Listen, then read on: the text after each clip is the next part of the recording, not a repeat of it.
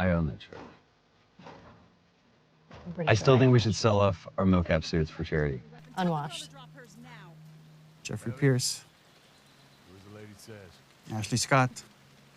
Sorry, Ashley Hart. Oh, yes. Ashley Hart. She was married. We didn't know the place was occupied. We're just trying to make our way through. Through to where? They're all right. But you know these people? Know him. He's my The goddamn chemistry was so good between The two of you them. and Jeffrey. It was amazing how well, and I mean, Jeffrey's just a few years older than me, but it was interesting playing the older brother to him.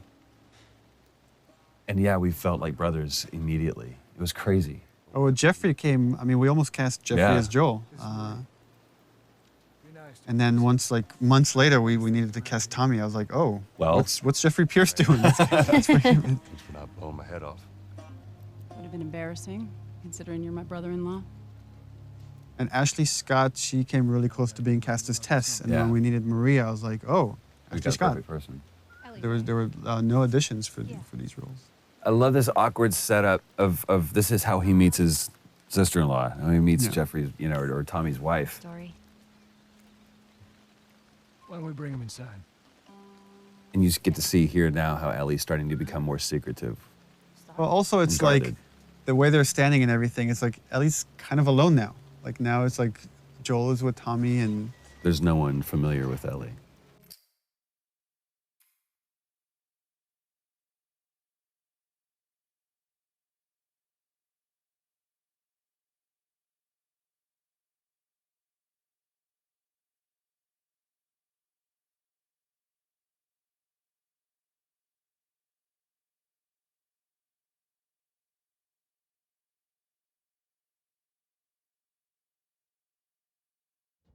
It's quite the crew you got here.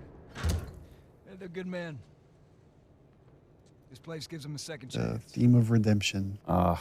Gives us all a second chance. So why'd you leave Boston? We went through this so many times, I've been on quite the adventure. and each one of them I thought was great in its own little version. It was just kind of like trying to pick the right one. Everything to do with that. But this is where you get to see. Well, Joel's putting up a front here. I mean, he's trying to. He's pitching his little He- yeah. brother. And it's so interesting to see them slip how they're two different men, but they instantly go back into those roles that they were before. And just by the behavior here, you get hints of what happened in those 20 years. Right. How dark things went. Why bring her here? Supposed to deliver to the fire. Like they're playing nice. Right, they were happy to see each other, but now it's like, It's oh, right right, underneath the you surface. haven't changed. You know where they are. I'm not asking for. And that's so true to life. Like, especially with brothers, you go back to that. I push these buttons and you do this. This isn't for me, Tommy. This is for your damn cause. My cause is my family. And I loved, what Jeffrey was doing posture-wise, Jesus, boy. putting Joel on the offensive. And now he's just like insulting everybody here and insulting his wife. Tommy, I need this. Again, just Joel just expects. I tell my little brother to do something, he needs to do it. Right. But I ain't taking that Which girl is home. totally based on my brother. This is how you gonna repay me, huh? Repay you. For all those goddamn years I took care of us. Took care. That's what you call it? I got nothing but nightmares from those years. You survived because of me. It wasn't worth it. Tommy here, Tommy and Maria shows that even in this world is horrible, you could find peace in it. Right. You could build a community. You don't have to resort to these things that Joel has. That line was a great thing that Jeffrey improv'd on. Put your hands on me again. It's a good Southern phrase.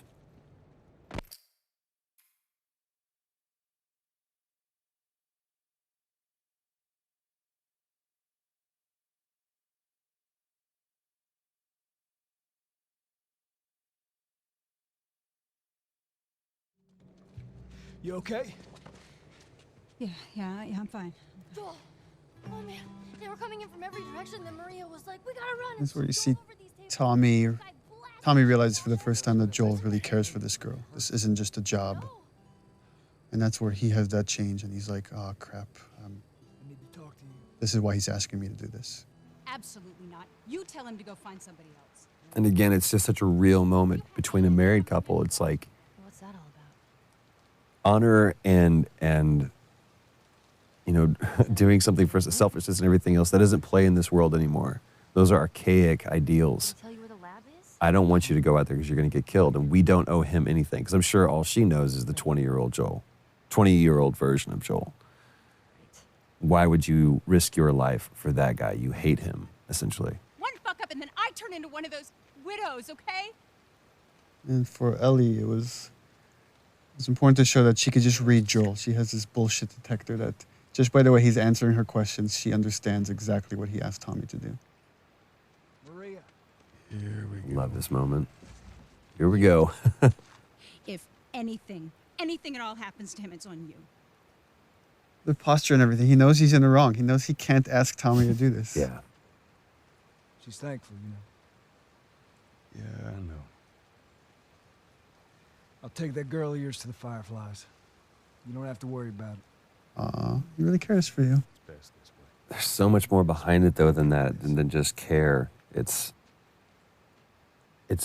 Tommy showing that he's the bigger man, that he's the better man. That he's allowing his brother to be shallow and Well, selfish. he's I mean, I think he knows what his brother's been through. Girl of yours. She took And he one knows off. why he She can't threw go it through off. that again. Which way? Come on.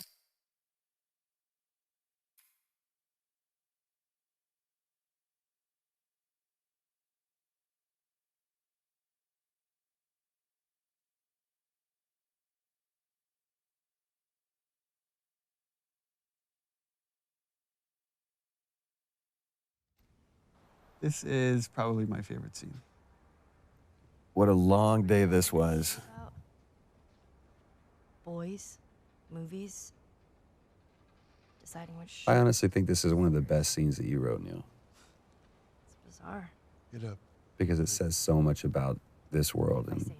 especially Ellie, where she's at, and realizing how different and how much of a chasm there is between this world and that. I agree. Goddamn stupid. Well, I guess we're both disappointed with each other then. What do you want? I think I really like about this scene is that Rid of me the whole time. they're both kind of, I guess, being selfish in a way, and yet it's coming from a place because they really care about each other. Like they don't understand that they both have been through horrible things, and they each think what they've been through has been worse. That I'm gonna end up like Sam. I love that she calls him out on that. Infected. What are you so afraid Take of? care of How many myself. close calls have we had? Well, we seem to be doing all right so far. And now you'll be doing even better with Tommy. Not her, you know. What? And it's like the stakes are high, and it's like, okay, well, then I'm gonna drop this bomb. I'm not her. Mighty thin ice here. It's like, how many years has it probably been for Joel since he even like Don't bring thought up about that it, name. mentioned it? You have no idea what loss is. I think Joel's thought of that name every day, but I don't think he's heard it said. Has either died or That left. shove that you gave that was nowhere in the script. Fucking except for you. I think that came out of frustration, definitely, because when we had come back and we couldn't find it, and I wasn't necessarily frustrated with you, I was frustrated with us in the scene, and I was like, oh, fuck. It's so cold of Joel to do this, and I've had people on the team ask me to remove this part, that he's being too cold, and I'm like, no, it's like, because she's being so vulnerable and he's having these feelings, he's trying to shut it down. That's why he's being so cold. It was so important for me to keep that in there. When he says you're not my daughter, it's almost an insult. Inside already. And it's kind of the opposite of what he's feeling.